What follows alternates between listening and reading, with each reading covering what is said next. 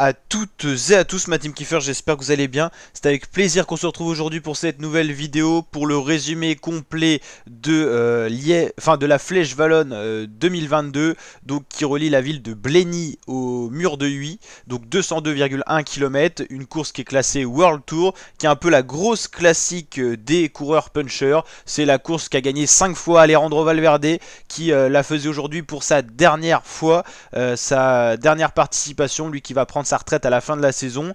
Julien Alaphilippe qui a dû briller 4 fois sur cette épreuve aussi. C'est la course parfaite des punchers. Entre Valverde et Alaphilippe, quasiment dans les 10 dernières années, seul un coureur a réussi à s'interposer pour les victoires. C'était Marc Hirschi, le Suisse de la UAE.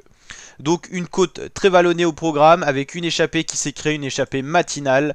On retrouve ici à 31 km de l'arrivée, donc après le passage de nombreuses bosses, un peloton assez écrémé. Et 4 coureurs à l'avant, les rescapés de l'échappée de la journée. Bruno Amirail pour la formation FDJ, Daryl Impey de la Israël.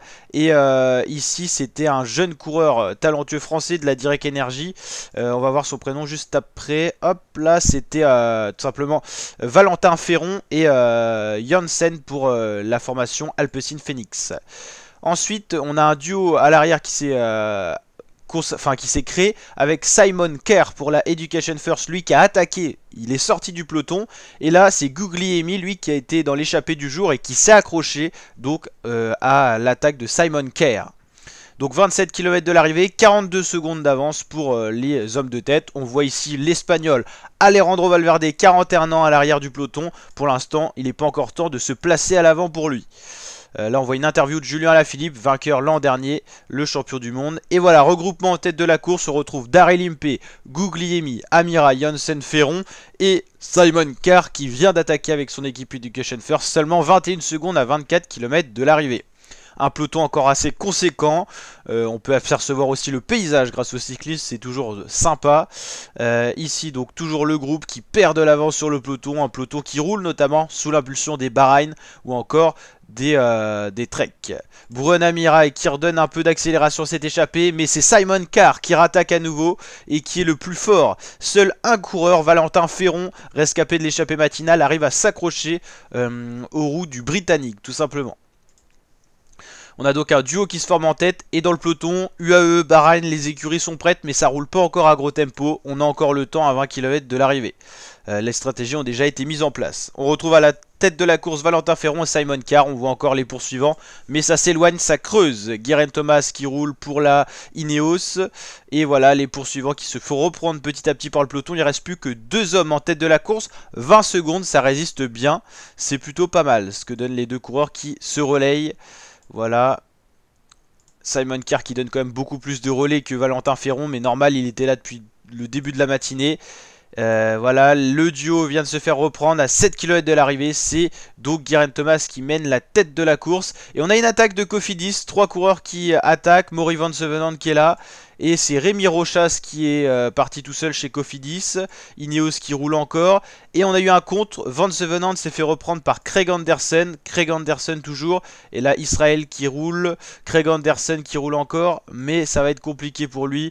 2 coureurs en tête, c'est plus du tout les mêmes. Ça a beaucoup bougé. C'est Craig Anderson qui vient d'attaquer. Et Van Sevenant qui avait suivi l'attaque de l'équipe Cofidis.